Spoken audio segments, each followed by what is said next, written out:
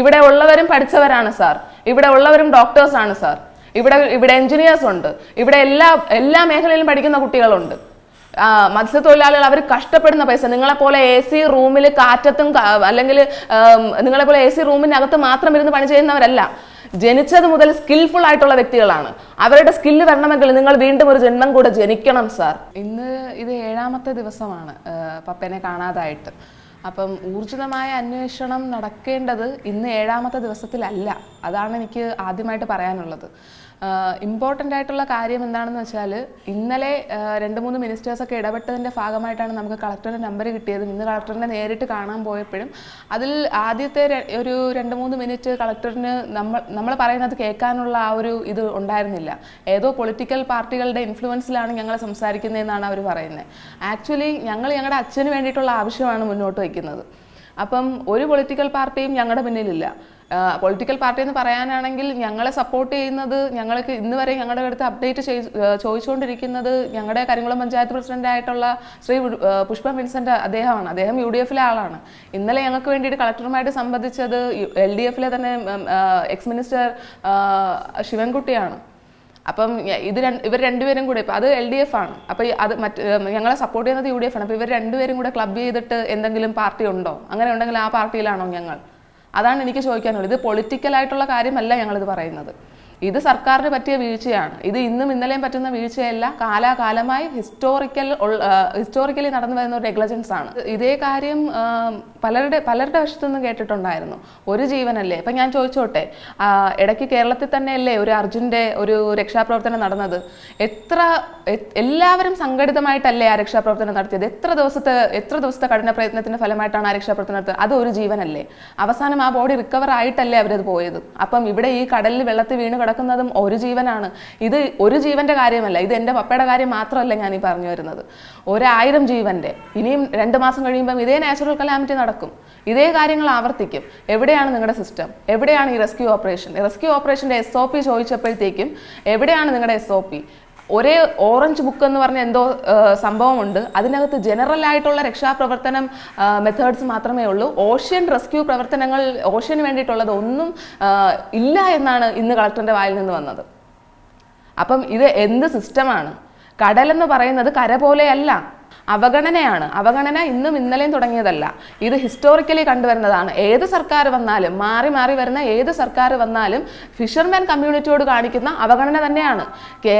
കേരളത്തിന്റെ ഉയർച്ചയ്ക്ക് വേണ്ടിയിട്ട് ഇത്രയും കോൺട്രിബ്യൂട്ട് ചെയ്ത വേറെ ഏതെങ്കിലും കമ്മ്യൂണിറ്റി നിങ്ങൾക്ക് പറയാൻ പറ്റുമോ?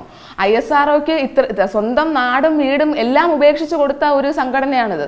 ഈ ടെക്നോളജി കൊണ്ട് ഇന്ന് ISRO എന്ന് പറയുന്നത് ഇന്ത്യയുടെ ഒരു വലിയ മുതൽക്കൂട്ടാണ്. ആ മുതൽക്കൂട്ടിന് കൊണ്ട് ഈ ടെക്നോളജിക്കൽ ഡെവലപ്മെന്റ് കൊണ്ട് കോസ്റ്റൽ കമ്മ്യൂണിറ്റിക്ക് എന്തെങ്കിലും ഒരു ഉപകാരം ഉണ്ടായിട്ടുണ്ടോ? അവരെന്താണ് ചെയ്യുന്നത്? ഒരു വെതർ ഫോർകാസ്റ്റിംഗ് സിസ്റ്റം ഉണ്ടോ? അഗ്രികൾച്ചറിന് വേണ്ടിയിട്ട് നേവിക്കും ക്ലൗഡ് ഡേറ്റയും പോലുള്ള എല്ലാ കാര്യങ്ങളും ഇല്ലേ നിങ്ങൾക്ക്? എന്തുകൊണ്ടാണ് ഇത്രയും വലിയ ഈ വെതറിന്റെ കാര്യങ്ങളിൽ കംപ്ലീറ്റ് ആയിട്ടും റിലേ ചെയ്തു വരുന്നത് ഓഷൻ ഡിപ്പാർട്ട്മെന്റ് ആണ്? എന്തുകൊണ്ടാണ് നിങ്ങൾക്ക് അതിന് വേണ്ടിയിട്ടുള്ള ഒരു ലോക്കലൈസ്ഡ് വെതർ ഇൻഫർമേഷൻ സിസ്റ്റം പറയാൻ പറ്റാത്തത്? മാസത്തിൽ 30 ദിവസം ഉണ്ടെങ്കിൽ 20 ദിവസം നിങ്ങൾ വിളിച്ച് പറയും വാണിംഗ് ആണ്, കടലിൽ പോകരുതെന്ന്. അങ്ങ് കൊല്ലത്ത് കാറ്റടിച്ചാൽ പറയും തിരുവനന്തപുരത്ത് പണിക്ക് പോകണ്ടെന്ന്. അതെന്ത് തരം സിസ്റ്റമാണ്? ഈ ലോക്കലൈസ്ഡ് സിസ്റ്റത്തിൽ പോലും, അല്ലെങ്കിൽ നിങ്ങൾ പറയുന്ന വെതർ ഫോർകാസ്റ്റ് സിസ്റ്റത്തിൽ പോലും പ്രശ്നമുണ്ടെന്നുള്ള കാര്യം ഇന്ന് കളക്ടറേറ്റ് പറയുകയുണ്ടായി.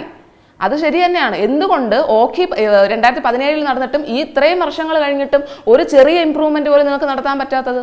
അത് കോസ്റ്റൽ കമ്മ്യൂണിറ്റി ഇത്രയും അർഹിക്കൂ എന്നാണോ നിങ്ങളുടെ വിചാരം? അവർ തരുന്നത് ടാക്സ് അല്ലേ? അല്ലെങ്കിൽ അവർ തരുന്ന അവരുടെ അധ്വാനം അല്ലേ? അവർക്ക് ഫണ്ടില്ല എന്നാണ് വേറെ അടുത്ത ഒരു പരാമർശം. എവിടെയാണ് ഫണ്ട്? ഞങ്ങൾക്ക് അവർ ഫണ്ട് തരുന്നില്ല, ഞങ്ങളുടെ കയ്യിൽ ഫണ്ടില്ല. അപ്പം ഫിഷറീസ് ബഡ്ജറ്റ് എന്ന് പറഞ്ഞിട്ട് എല്ലാ വർഷവും എഴുതിയെടുക്കുന്ന ഫണ്ടുകളെല്ലാം നിങ്ങൾ എന്ത് ചെയ്യുന്നു? മറൈൻ ആംബുലൻസിന്റെ പേരിൽ 1.5 കോടി രൂപയോളം അല്ലേ നിങ്ങൾ ഫണ്ട് എല്ലാ വർഷവും എഴുതിയെടുക്കുന്നത്? മറൈൻ ആംബുലൻസിന്റെ പിന്നിൽ നടക്കുന്ന ചരിത്രം എന്താണെന്ന് അത് നിങ്ങൾ അവിടെയുള്ള ലൊക്കാലിറ്റിയിലുള്ള ആൾക്കാരെ ശ്രദ്ധിച്ചാൽ അവർക്ക് മനസ്സിലാവും അതിന് പിന്നിൽ നടക്കുന്നത് എന്താണെന്ന്. എവിടെ മറൈൻ ആംബുലൻസ് എന്ന് പറഞ്ഞ് ചോദിച്ചാൽ കറക്റ്റ് സമയത്തിന് ആ മറൈൻ ആംബുലൻസ് എവിടെയെന്ന് പോലും അറിയാത്ത അവസ്ഥയാണ്. അത് അവർക്ക് തന്നെ അറിയില്ല. ടെക്നോളജി അവർ യൂസ് ചെയ്യണ്ടേ? അത് യൂസ് ചെയ്യാൻ അവർക്ക് അറിയണ്ടേ? നിങ്ങളെ കൊണ്ട് പറ്റിയില്ലെങ്കിൽ നിങ്ങൾ ആ പണി എന്ത് ചെയ്യണം? കടൽ അറിയാവുന്ന, കടലിന്റെ ആഴം അറിയാവുന്ന മക്കളെ ഏൽപ്പിക്കണം. അവർക്ക് കുറച്ച് ട്രെയിനിങ് കൊടുക്കണം, അല്ലെങ്കിൽ അതിനെപ്പറ്റി ആലോചിക്കണം. ഏതെങ്കിലും ആൾക്കാർ ഇതുവരെ ഫിഷറീസിന് വേണ്ടിയിട്ടോ ഫിഷറീസ് ഡിപ്പാർട്ട്മെന്റിന് വേണ്ടിയിട്ടോ, ഇന്നലെ ഞാൻ റിപ്പോർട്ടറിന്റെ മുമ്പിൽ ഈ ഫിഷറീസ് മിനിസ്റ്ററിന് ഈ ഫിഷിംഗ് ഡിപ്പാർട്ട്മെന്റിനെ പറ്റിയോ അല്ലെങ്കിൽ ഈ ഫിഷിങ്ങിനെ പറ്റിയോ എന്തെങ്കിലും അറിയാമോ? അതാണ് എൻ്റെ ചോദ്യം. അവർക്ക് ഒരു സൈക്ലോൺ വരുന്നതിനെ പറ്റിയോ അല്ലെങ്കിൽ കടലിലുണ്ടാവുന്ന പ്രക്ഷോഭങ്ങളെ പറ്റിയോ എന്തെങ്കിലും കാര്യങ്ങൾ അയാൾക്ക് അറിയാമോ? അയാൾ ഇന്നേ വരെ ഇത്രയും വലിയൊരു അപകടം ഇവിടെ ഉണ്ടായി, ഈ അധികാരം വച്ചിരിക്കുന്ന ആൾ ഇന്നേ വരെ ഒരു ഫോൺ കോൾ പോലും നമ്മളിവിടെ ചെയ്തിട്ടില്ല. ഞങ്ങൾ അവിടെ ബന്ധപ്പെടാൻ ശ്രമിച്ചിട്ടും ഫോൺ കോളുകൾ എടുക്കുന്നില്ല. ഈ CM-ന്റെ കാര്യം പറഞ്ഞാൽ ഇന്നലെ അദ്ദേഹത്തിന്റെ ഒരു നെഗ്ലിജൻസ് നിങ്ങൾ എല്ലാവർക്കും ഞാൻ ആ വീഡിയോയിലൂടെ ഇട്ട് തന്നതാണ്. ഞാൻ ഇതിലും അത് നിങ്ങൾക്ക് പ്രശ്നം, നിങ്ങൾ എല്ലാവരും ആ പത്ര സമ്മേളനത്തിൽ കണ്ടതാണ്. അദ്ദേഹം ഇതിന് മാപ്പ് പറയുക തന്നെ ചെയ്യണം. എന്തെന്ന് വെച്ചാൽ ഒരു കമ്മ്യൂണിറ്റിയെ മൊത്തമാണ് അദ്ദേഹം ആക്ഷേപിച്ചത്.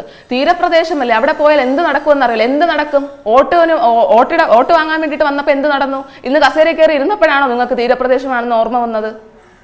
അല്ലെങ്കിൽ ഇങ്ങനെയാണ് ആൾക്കാർ പ്രതികരിക്കുന്നതെന്ന് ഇപ്പോഴാണോ മനസ്സിലായത്?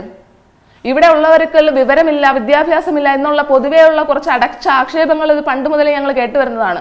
ഇവിടെ ഉള്ളവരും പഠിച്ചവരാണ് സാർ, ഇവിടെ ഉള്ളവരും ഡോക്ടേഴ്സാണ് സാർ, ഇവിടെ എഞ്ചിനീയേഴ്സ് ഉണ്ട്, ഇവിടെ എല്ലാ മേഖലയിലും പഠിക്കുന്ന കുട്ടികളുണ്ട്.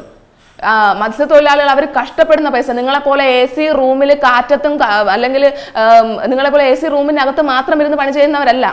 ജനിച്ചത് മുതൽ സ്കിൽഫുൾ ആയിട്ടുള്ള വ്യക്തികളാണ്. അവരുടെ സ്കില്ല് വരണമെങ്കിൽ നിങ്ങൾ വീണ്ടും ഒരു ജന്മം കൂടെ ജനിക്കണം സാർ.